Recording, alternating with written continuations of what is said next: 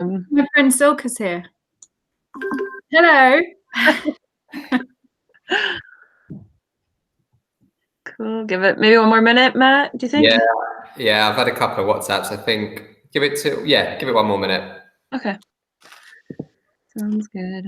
Are we doing I'm doing intro and outro, and you're doing question master? Is that sure thing? Yep, that works.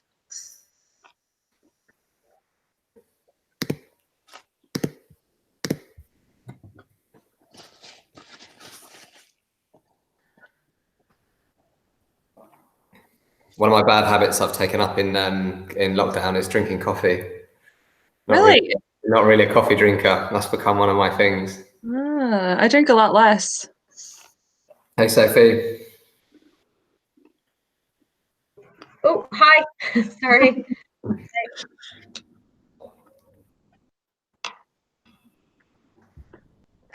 Hey, Valerie.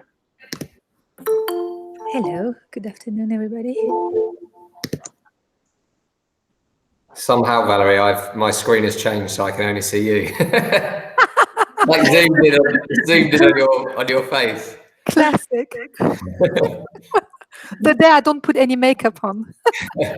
If anyone wants, not that they don't want to see Valerie zoomed in, but if you click on the 3 dots and you go to change layout, if you go to tiled view, you get the similar view to Zoom. Yes, thanks for helping me out. Yeah.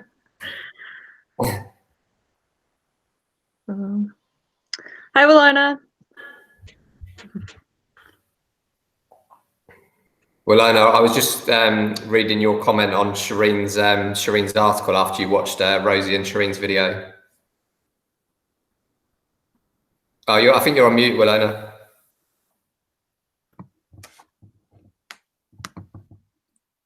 I think you're still on mute. Can't hear a thing you said. If you hover over the bottom. Okay. There we go. This is the first time I'm using Google Meet. Hi everyone. Well, I was just reading your comment on Rosie and Shireen's article around what's going on in America. I thought it was very interesting what you said. Yeah, it's been I've actually had to ask the SLT at work to put something out, and there was a bit of a debate around whether to say anything and all of that. But I felt it was a really uncomfortable conversation to have. I mean, in the whole of my career, this is the first time I've opened up and allowed myself to feel so vulnerable at work, because obviously it's kind of tough. It's not the sort of thing you want to open up and talk about. So yeah, when Shireen mentioned the fact that your ancestors were in chains, I thought, oh my God, because my great-grandfather, I actually have a copy of my grandfather's birth certificate, and it states his father under occupation. It's got liberated African. So this was a birth certificate from 1914. Sierra Leone was then a colony, a British colony. So I guess everything was kind of done like the way that things are done here. So the birth certificate, I could show it. I'll show it to you one day. I've got it somewhere, but it says liberated African. So yeah, my tribe is the Creole. The Creoles of Sierra Leone. They're basically descendants. They're all direct descendants of slave trade. So at the end of the slave trade, I mean, during the Brits, it's a bit of a history story now, but during the American War of Independence, the British promised all the Africans that fought on their side freedom from slavery. So it was all part of that abolition of slavery era. So when these people, after the war, these people were then just roaming around the streets of London, and the Brits found a place in Africa that Sierra Leone was the country where they were repatriated to, and it's called Freetown. It's the capital of Sierra Leone. It's called Freetown because that was where the slaves were repatriated to. So I come from a tribe, the Creoles. So it's made me think a bit about the way I was brought up in Sierra Leone, because I was brought up to think that Britain was the best thing. You know, I was brought up not even allowed to speak Creole, the local language at home. I had to speak English at home. My family are very Anglophile. So it wasn't until I moved to live in the UK that I actually experienced any sort of thing or felt that, you know, I was different. Because to me, the whites that were in Freetown at the time when I was growing up, we all got on very well together. My family used to, you know, entertain a lot. So we had people like the British ambassador at our house, the French ambassador at our house. We all thought life was great until I came to England at the age of 14 and had the shock of my life, because people didn't believe, you know, an African girl could be so educated, or, you know, the things I said. I didn't live in a mud hut. I showed them my house. I had a grand piano in my house. People just could not relate. So this just brings back a lot of memories of stuff. And obviously I've got 3 black boys I've got 3 boys. So we're quite lucky because where we live in the UK, in London, we're in a suburb. They've not really had to grow in inner London. It's a predominantly white area. We've not really had any issues, but we have had a few issues at school where I've had to write to headmasters and head teachers and complain about stuff that teachers have said. So yeah, but hey. So Thank you for sharing that. That's really, it's amazing that you have that document from 1914 too. Yep. That's crazy. It's amazing that you know so much about your past and your history with your family too. Exactly. And not only the document, I have pictures as well. I have a photo of my great-grandfather and his siblings. And in 1912, that picture was taken. So actually, my grandfather wasn't even born yet. And they were dressed in Victorian outfits because this was the Victorian era. So anyone seeing that picture would wonder why these black people are dressed like that. Really affluent looking, well, because the Creoles were kind of put on a pedestal by the Brits. So they felt that they were kind of superior to the indigenous tribe of Sierra Leone. So they were the ones that were really educated, the ones that came to England, the ones that, you know, lived in nice houses and had all the top jobs, etc., and really got on really well with the colonials. So there's still even a rift between Creoles and non-Creoles in Sierra Leone because there's that history of the Creole. So I'm thinking, what is wrong with my people? Because they were like, the thing about the Creoles, they're called sort of white black people because they're very, very English in their ways, like the food, you know, the way that even the outfits. There was an exhibition going on at one of the London museums about the Creoles. So it's an interesting history. So I'm kind of stuck in between because to a Sierra Leonean, I'm a Creole and I'm English, but to a white person, I'm black. Yeah. Well, thanks for sharing that, Willona. Just so for people that are joining late, for the context, in our company, this sort of kicked off last week because for those that don't know,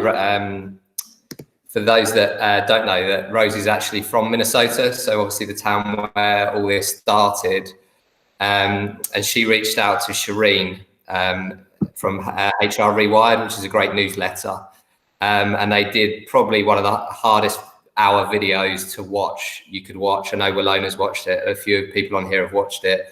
I think Valerie has as well. I would just recommend everyone just to take an hour. I actually watched it twice yesterday, and just listen and take it in. It is it's very uncomfortable at times, and there's tears and everything in it. But yeah, that's. Could you share the link to that, please? Yeah, once I stop talking, I'll put it on the thing. Fabulous, thank you. But yeah, it's the first time I watched it because it's so emotional. I had to watch it in 4 different parts, and then I watched it again all the way through. But highly recommend it. So yeah, what episode is this, Rosie? 12. So that's our reminder of how long we've been in lockdown, because this is episode 12 weeks in lockdown, started in the first week. We've covered so many subjects. And just thanks again for everyone that attends. We're going to do a quick whip round. We've got obviously guest speakers, but if you do want to chip in at any point, please do that. So I'll just hand over to our grand master of questions, Rosie. Yeah, do we want to do introductions quickly? Yeah, let's do a quick whip round. Okay. Caroline O'Keefe, I'm going down the list. Hi everybody, I'm Caroline. I'm from the Happiness Index.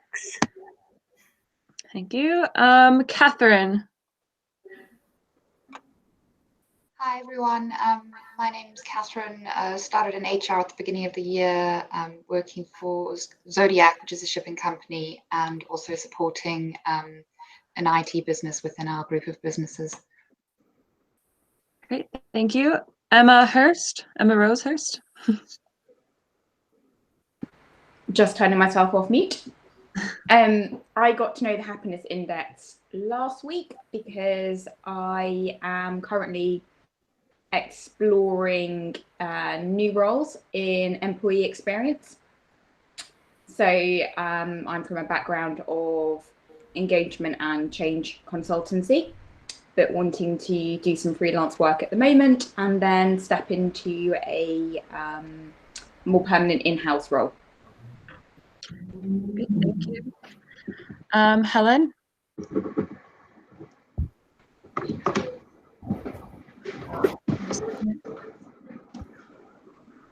Helen Gribble, over to you. Helen's normally making a lunch when we do this, Rosie. Yeah, it might skip faster this time around.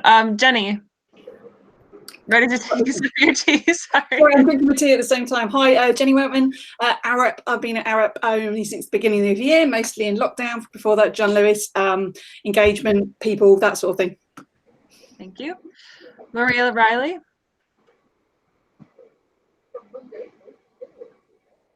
Maria? Hi. I turned my camera back on just so that you can see me. Hello.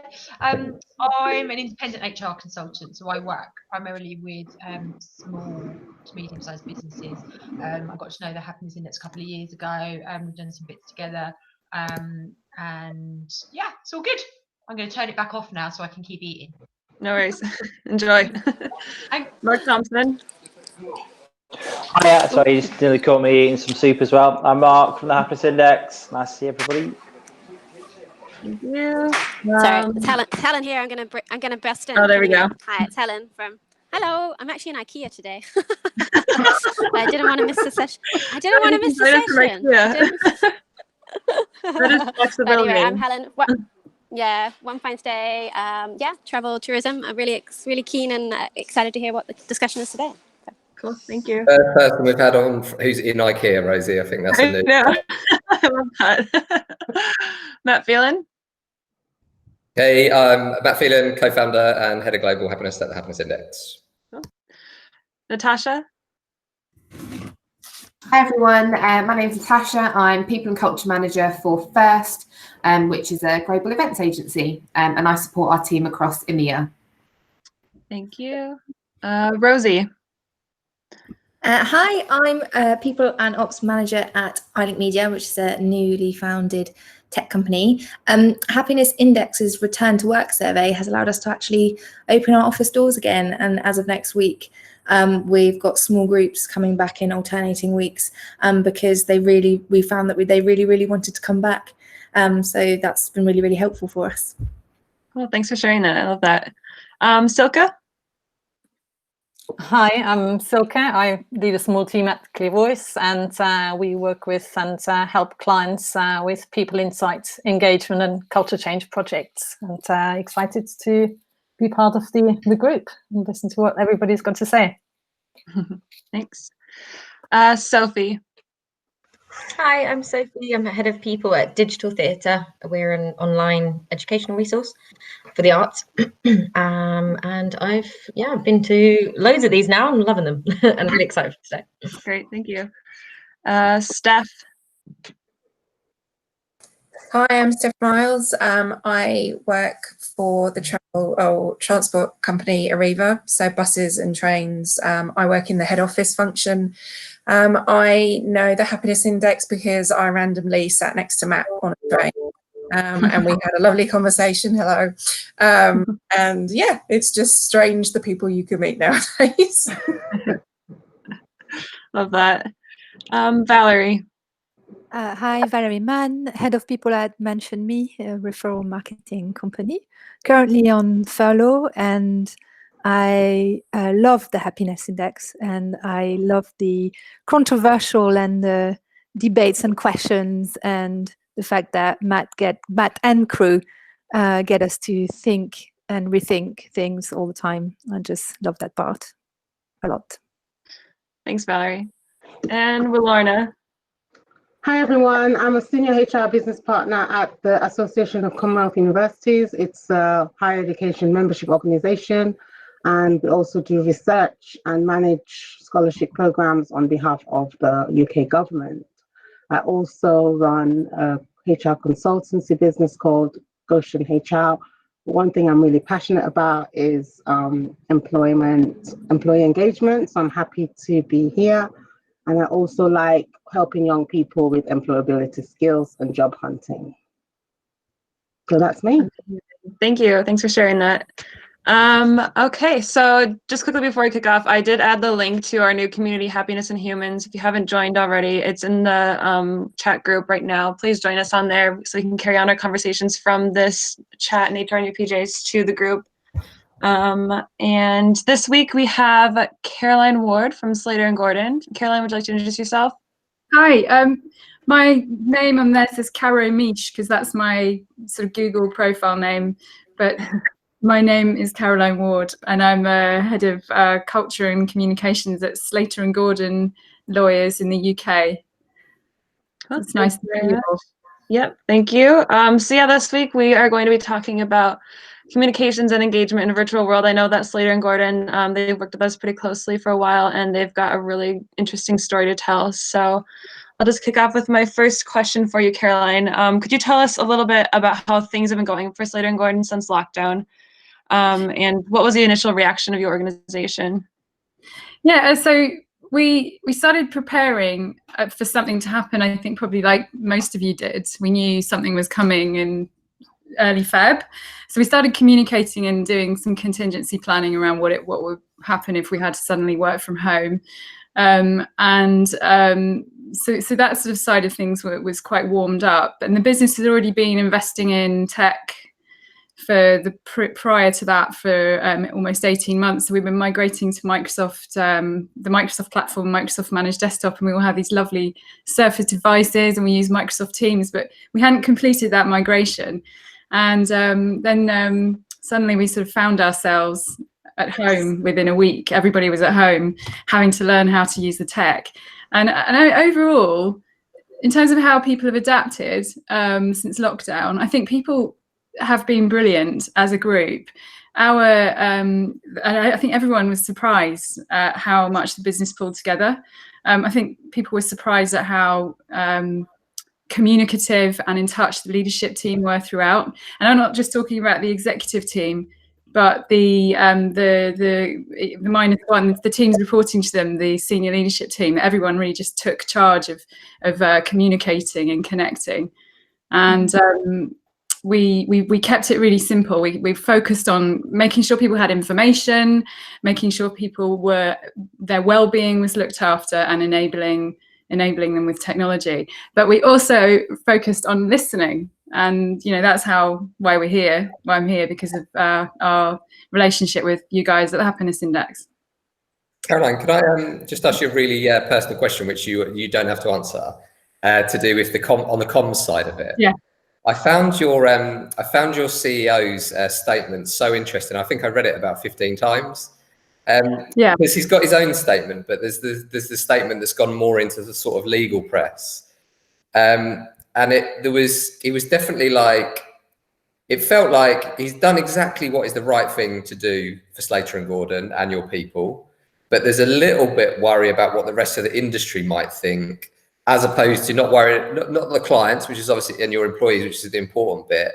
But he made like statements like, "Oh, I don't want people to think we're turning into Google," and stuff like that.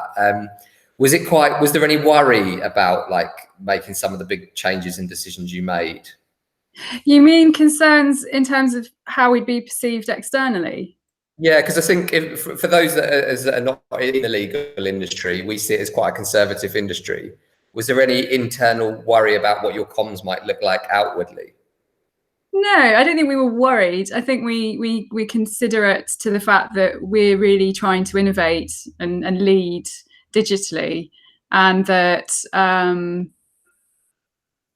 but that this was an opportunity, because we've been putting that message out there about our digital transformation for some time. Yeah. This was our time now to really push that forward and say, well, we're, COVID and the situations forced us to work in this way, but we're ready for it. We've got the technology, and we're not just embracing this because we have to.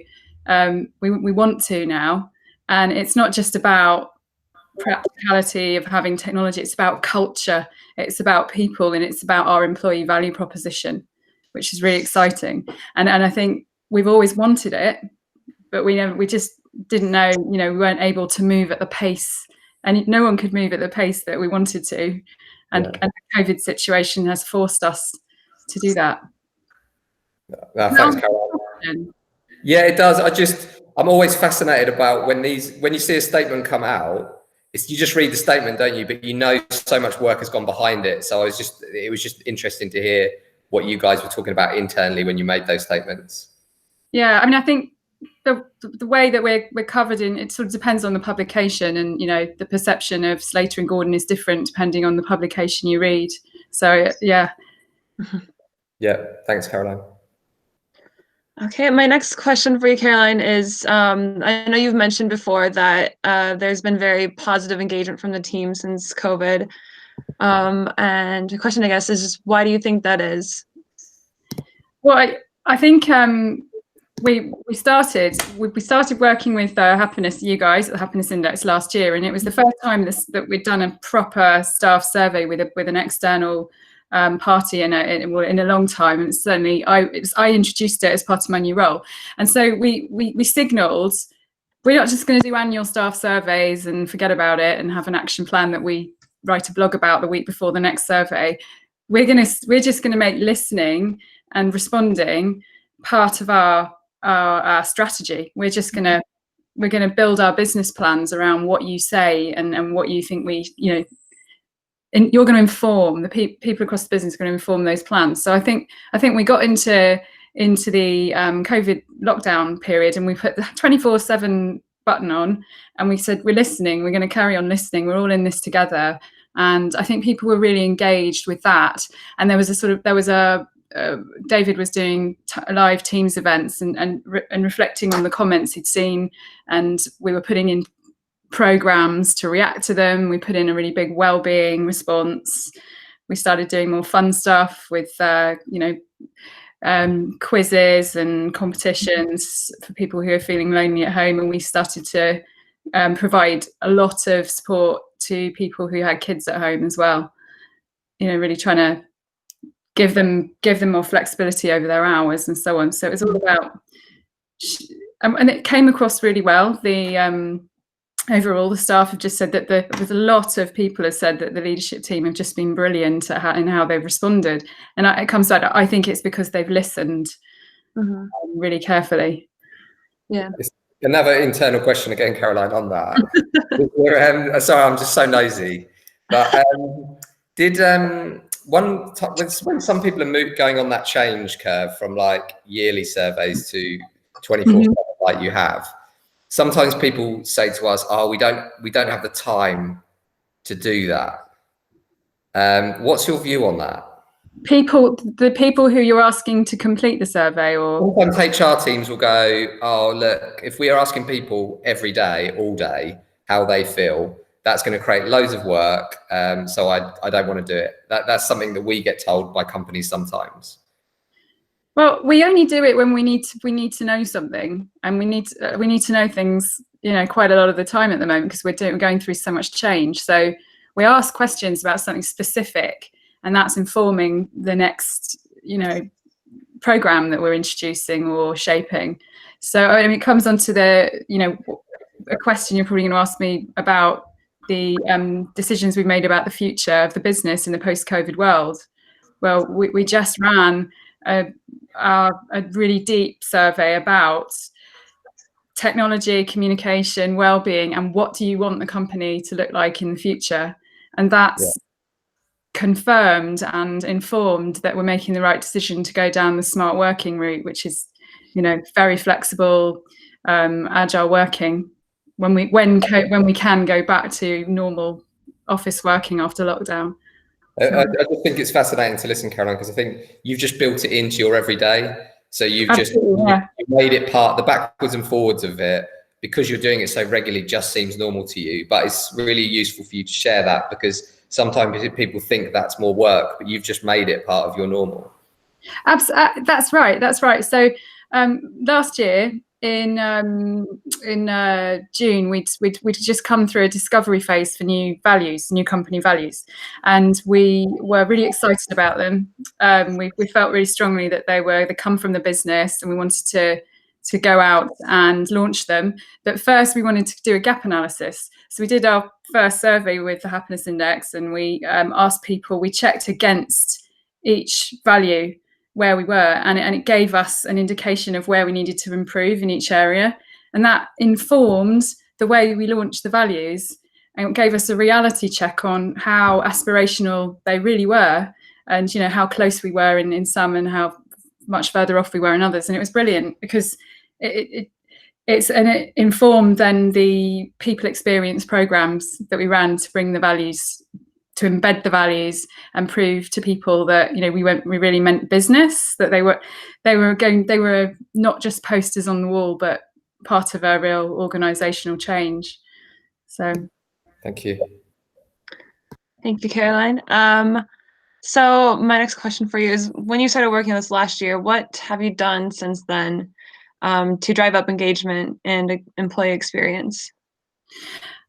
So as well, aside from the values, we also decided to create a new people and culture function. So we wanted to move the comms team, the facilities team, and the HR team together, and move HR to move away from just being thought of as purely transactional, and comms to stop being thought of as just a broadcasting service, which is what I'm sure a lot of you can relate to, and to be a people and culture function working together to look after the employee experience, the sort of from hire to retire journey.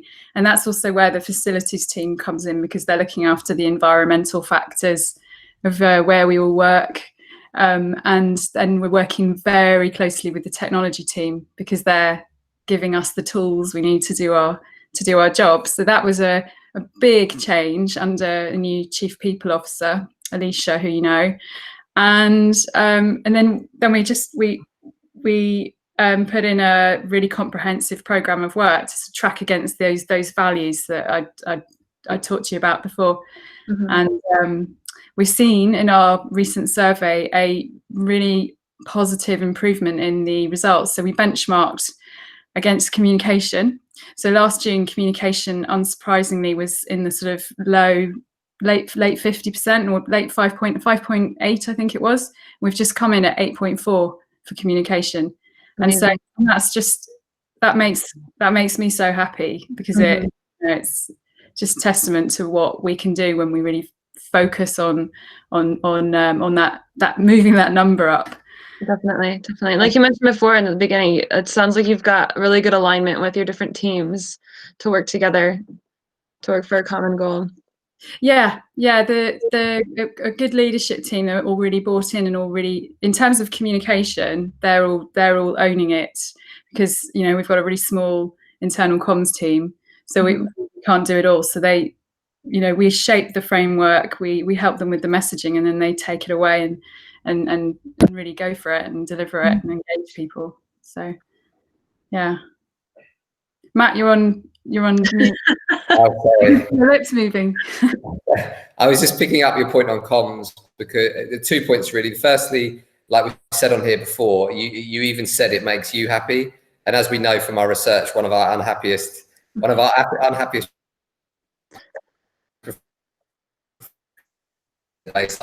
I find fascinating from that, because we see it in our other clients, the more our clients communicate with their teams, the happier staff generally seem to be. Mm-hmm. But that obviously has a benefit, like you said, to the leadership team, because they understand and they're more empathetic of what's going on in the business.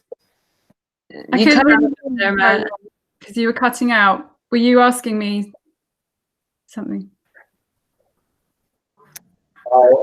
No, I was just In terms of the extra comms, I think my signal's gone really bad, so I'll just shut up and leave it to Rosie. You can post in the comments, Matt, and we can read it. I'm just happy Caroline's happy.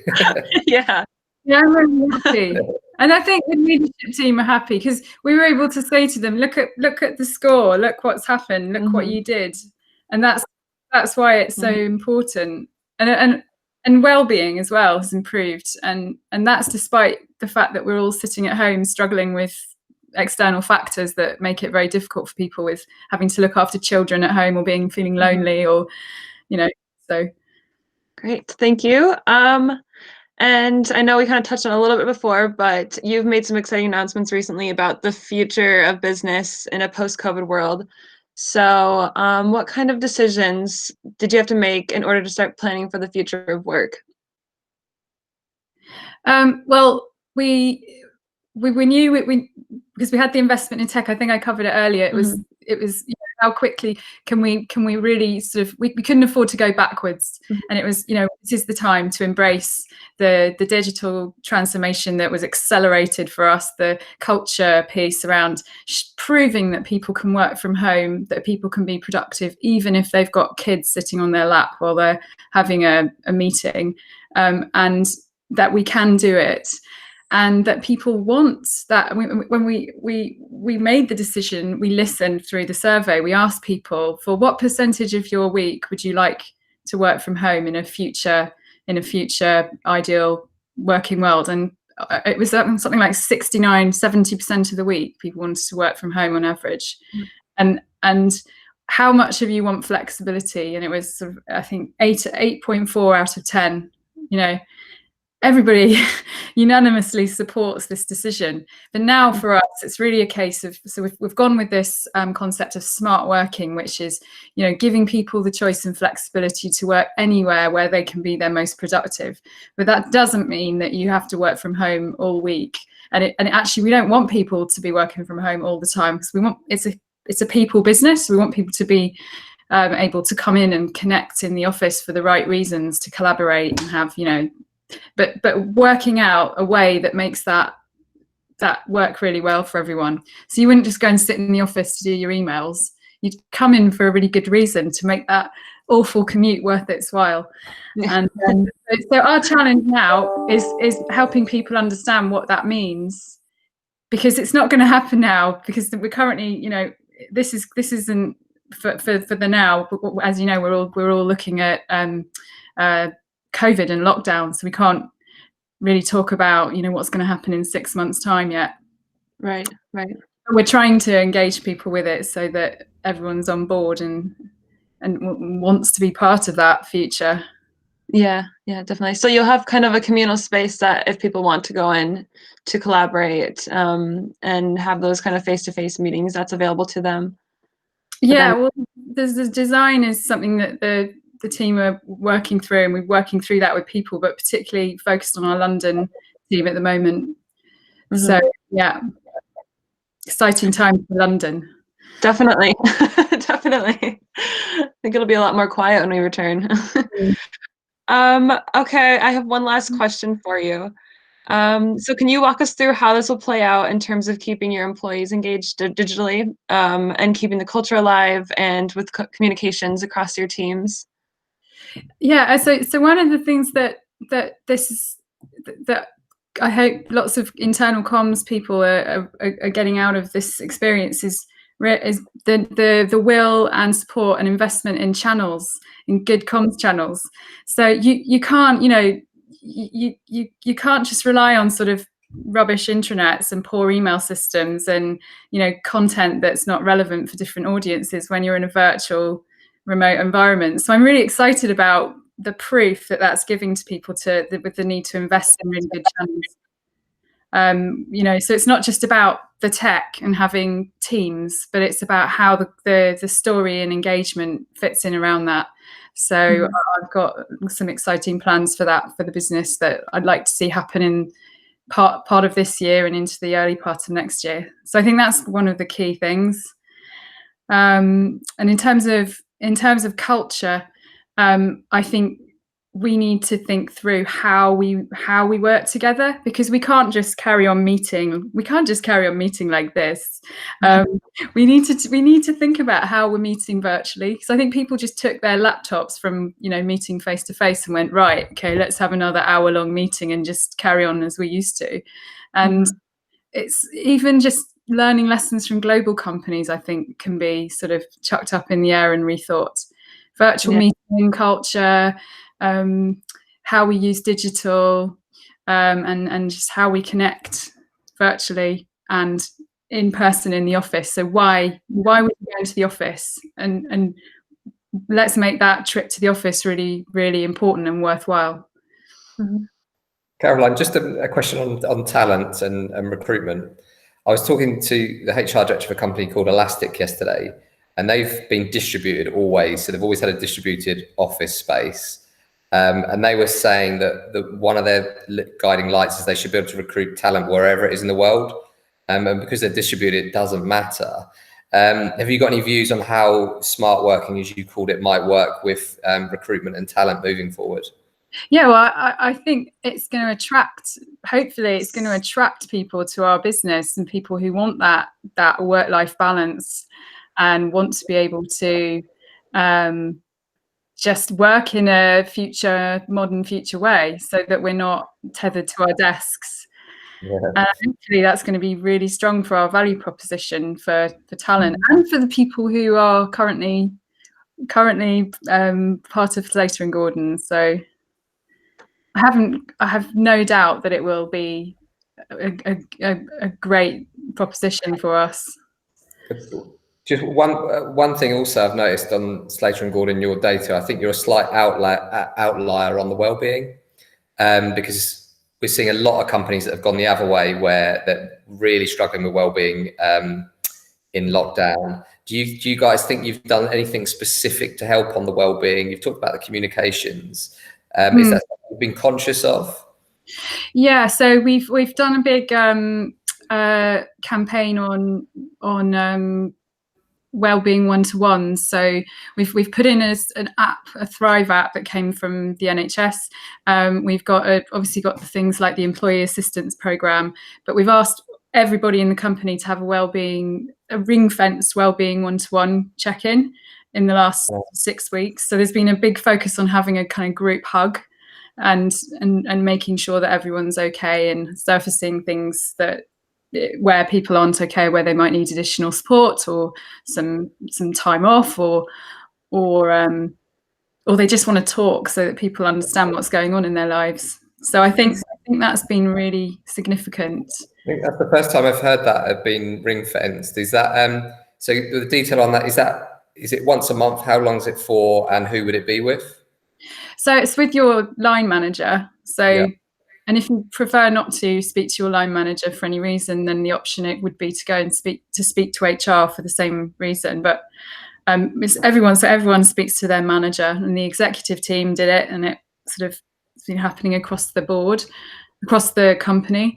And when I say ring fenced, it was just, don't let it get confused with your usual sort of to-do list. Just focus on one-to-one and spend, as long as you need with your team members.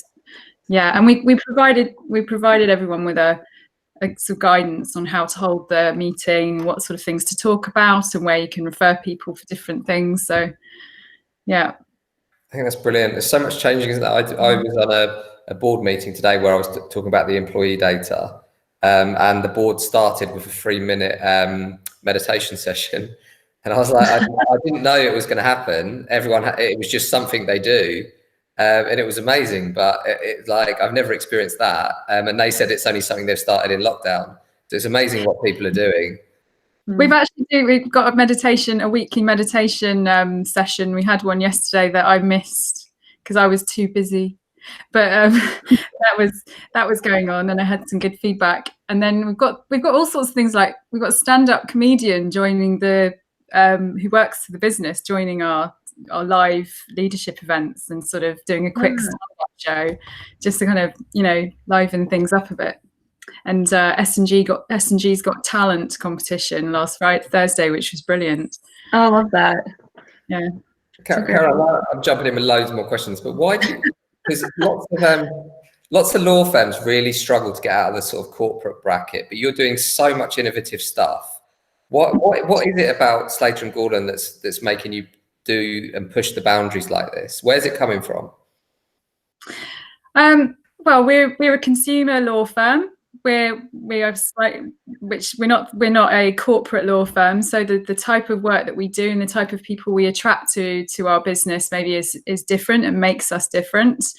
It's our culture as well, the S&G way, and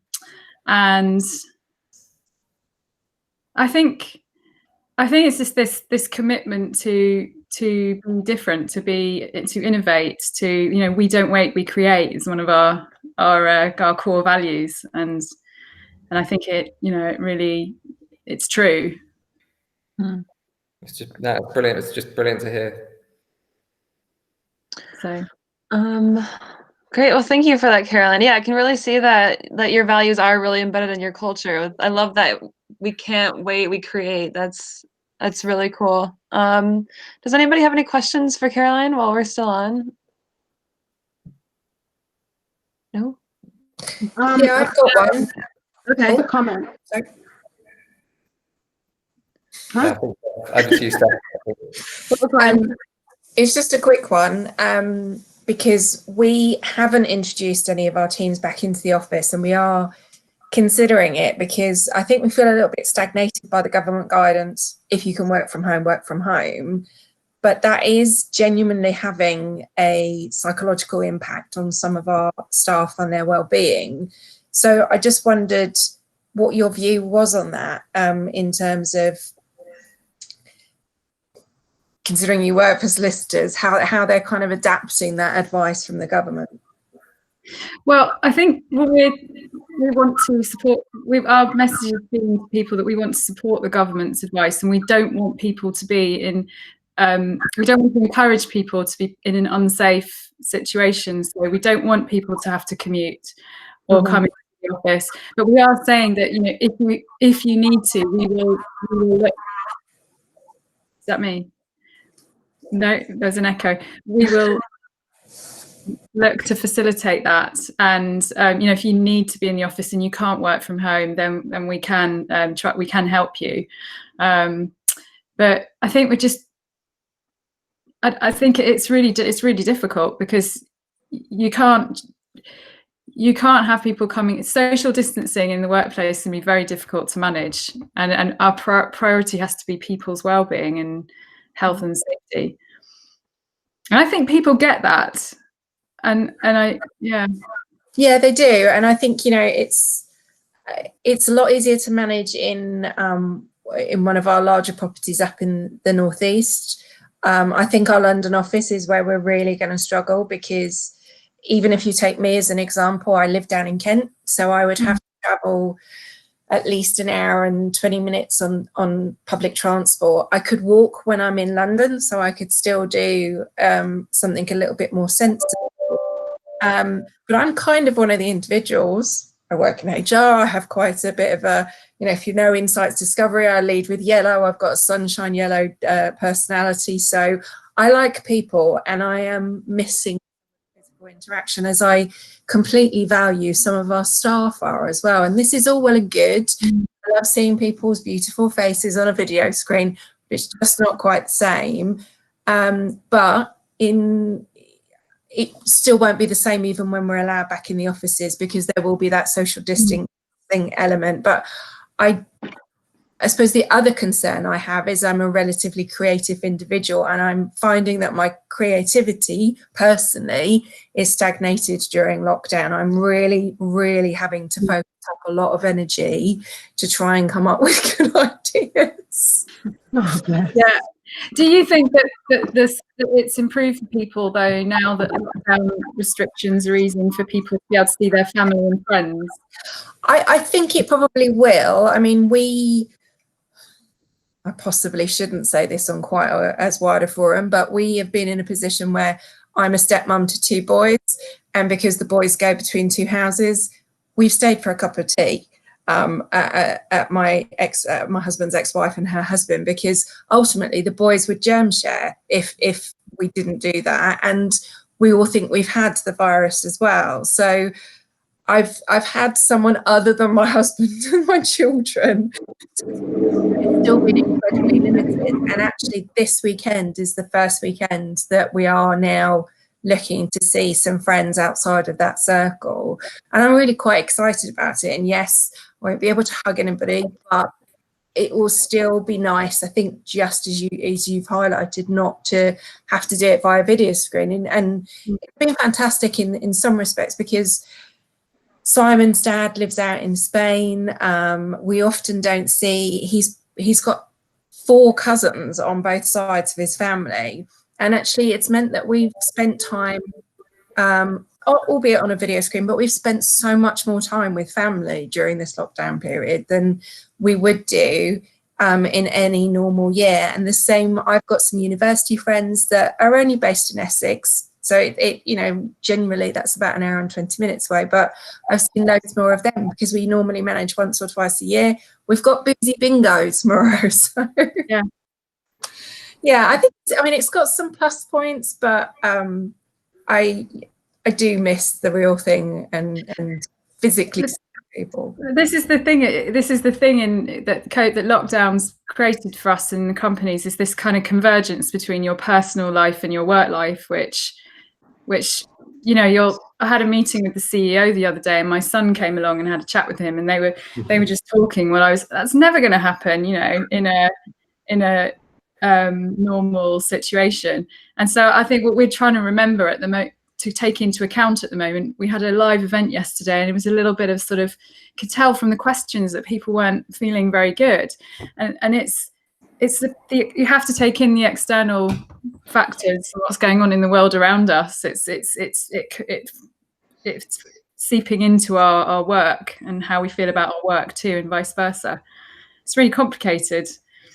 I think also on that point from Elastic yesterday, they've got a distributed workforce, but they've never been in lockdown before. So they were saying that was impacting them as well, because they do the Google thing where everyone gets £1,000 a year to spend on their home environment. But you can also spend that money on going to a shared workspace, as an example, where someone who's obviously creative like Steph needs that like energy from other people, which can be done in a completely different way. Willona, I think you got something you wanted to ask. Oh yeah, I was just saying about, it was interesting to see a law firm that was doing all these sort of innovative practices in terms of people. So I was just impressed with what she had to say. What was the name of the speaker? Caroline Ward. Oh, Caroline, thanks for sharing what you do. It's really interesting to see a law firm doing that, because my organization is kind of similar to a law firm in terms of I'm dealing with academics. So, you know, bright people, lots of PhDs. Most people, I even discovered someone had a PhD the other day that I didn't even realize. So it'd be interesting to see if I could get a comedian to join one of our meetings. Because I was attracted to the organization because of my background in education, but actually in terms of culture fit, I wonder, because I'm quite a bright and bubbly person. So I guess they did say at the start that I was hired because I could be a breath of fresh air. But yeah, it's nice to shake things up and get people to loosen up a bit. Mm. If anyone needs a comedian, Mark Thompson fancies himself as a comedian, and you're welcome to get him into any meeting. Not with face full of soup, I'm not.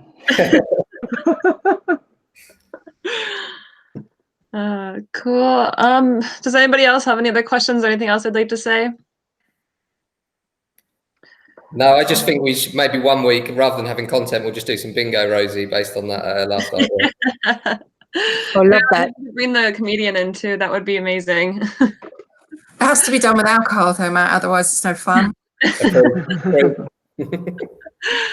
Okay, cool. Well, thank you all again for joining this week. I'll send around some details about the things we shared at the beginning of the community, Happiness in Humans, and the video that I did with Shireen Daniels, and a few details about our next episode next week. But yeah, thanks for joining, and hope to see you next week. Thanks, everyone. Thank you, Caroline. Thanks so much. Bye, everyone. Bye. Bye. Bye. Bye.